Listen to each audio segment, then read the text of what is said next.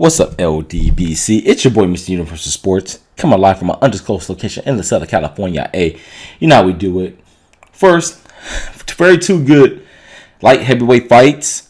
One for the WBC silver light heavyweight title. I know, too many belts, too many weight classes.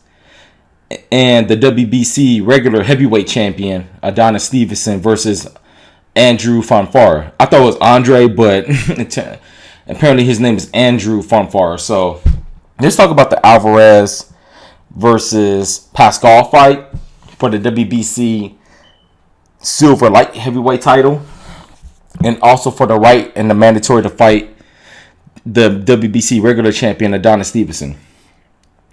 It was a good fight. I scored the fight 116 to 112 in favor of Alvarez, and I don't know what the heck the judges were looking at with the majority scorecard of that majority scorecard. But when I found that out, I'm like, Montreal strikes again. But anyway, I liked how Alvarez used the jab, controlled the action, used body work and effective punching.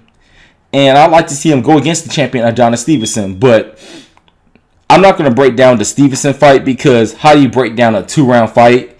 And we can't see this from Stevenson. Stevenson has been inactive, fighting 3 fights in the last 4 years. And will he fight his mandatory of the last 2 years, Alvarez? Which I hope he does, because, I mean, we have our issues with the WBC, not the WBC, but the IBF right now, with the Lipinets and Dongo and Crawford situation. But this man, Alvarez, has been waiting for 2 years for his mandatory shot. So I would like to see Alvarez get a shot at the WBC light heavyweight title. But if some kind of way, if he was to step aside again and allow Adonis Stevenson to fight the winner of Andre Ward, Sergey Kovalev 2, that would be great for boxing. But I understand if Alvarez, if it in his best interest to say fuck that and I want my shot, I wouldn't blame him.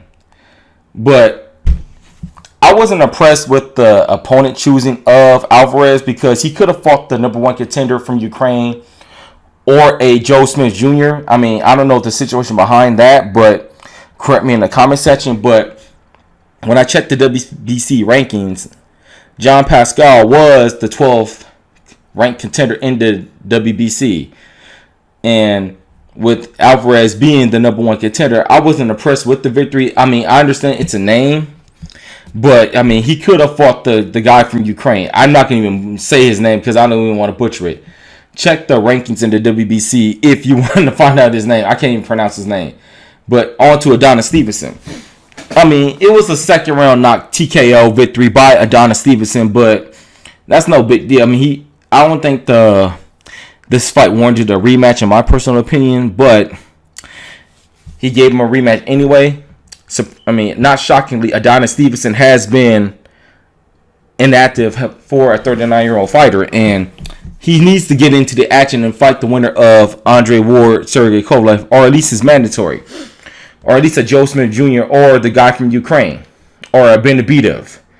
So, I mean, I would like to see Adonis Stevenson, instead of like hiding behind Al Heyman's skirt, and fight some real contenders in the light heavyweight division. He's 39 years old. I mean, and ever since he signed with Al Heyman, he's been surprisingly inactive, and we thought he was going to be getting in the mix.